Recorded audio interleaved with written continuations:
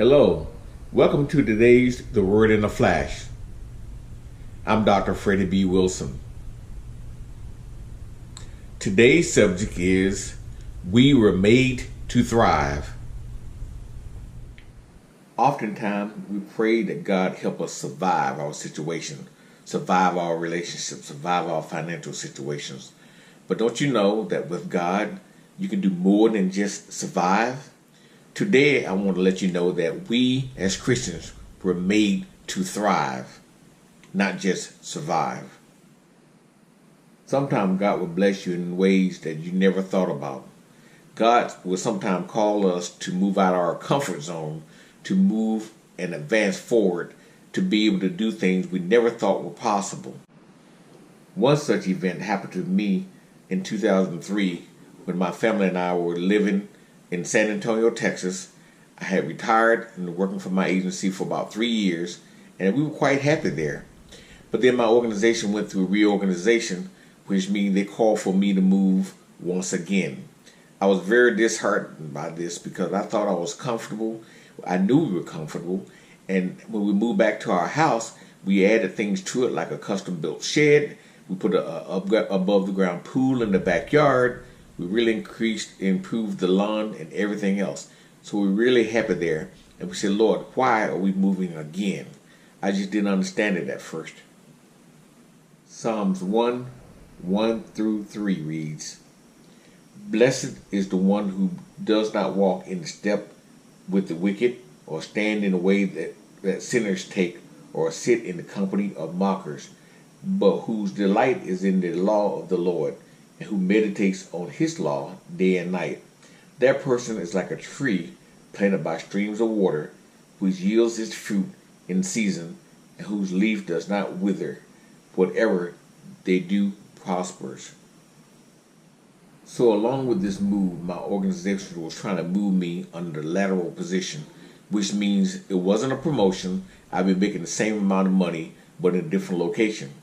I didn't think that was fair because for 3 years I had done a great job in my agency, and I thought I deserved a promotion.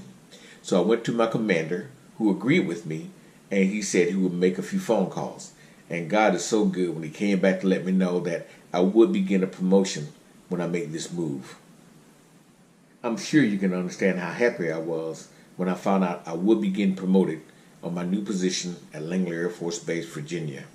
God is so good. My wife and I prayed about our move to Virginia. We were really quite happy in our home in San Antonio, especially with all the changes we had made to the house. So we prayed about it and realized that this promotion would be an opportunity for me to advance in my career. So we went online, started looking for houses that we can see. We found this house that we both liked, that we thought would be fitting for our family. We both liked this design, and we found that house had been built in Hampton, Virginia. So we said, okay, great. We'll go book a house hunting trip to go look at this house and make a deal on it if it was available. The problem was we discovered that the house we were looking at hadn't even been built yet. It was only a plan, and they had the lot selected for it, but the house had not been built. I was disappointed to find out it would take 5 to 6 months to build a new house, and we only had 2 months before we had to move. We did not want to move into an apartment complex with 4 kids while we're waiting on the house to be built. And so that's why we realized we had to do something different, maybe find another house. So we had the realtor show us some other houses in Newport News and Hampton, Virginia. When the realtor showed us some other homes in Newport News and Hampton, Virginia, we found some we liked, and we found others that we weren't quite happy with. And we began to wonder, Lord, why would you let us see something online that we liked and only find out later that was not available? We were quite sure that that was the house for us, and we just couldn't figure out why we were going through what we were going through. We expressed our dismay with our realtor, and she decided to take us to Williamsburg, Virginia, to show us how the house would look, because they had just built a new house very similar to the one we wanted out in Williamsburg, Virginia. When we got there, we loved this house. This house is exactly like we wanted.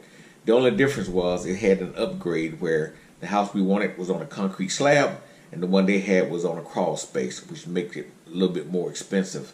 And so we really liked it, but as we were leaving the community, we decided to stop by the builder's office just to chat with them about what was available and what other things they were building.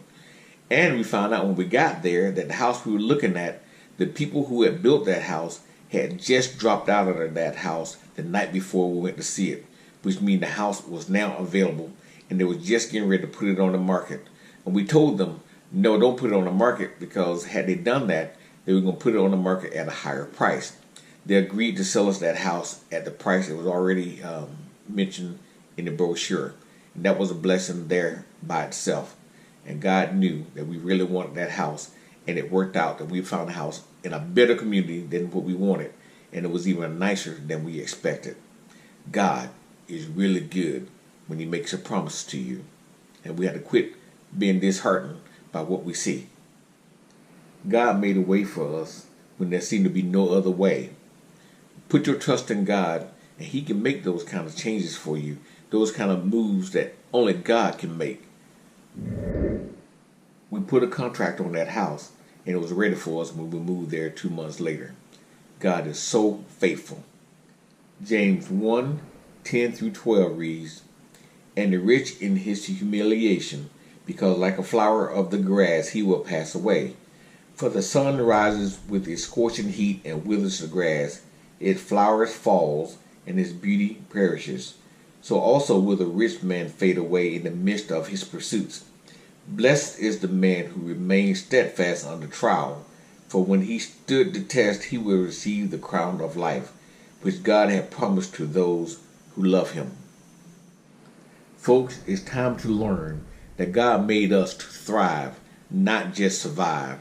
I know sometimes you feel like going under from all the pressures you're dealing with, but God makes a way every time if we keep our faith in Him, if we show Him how much we love Him, that we trust Him.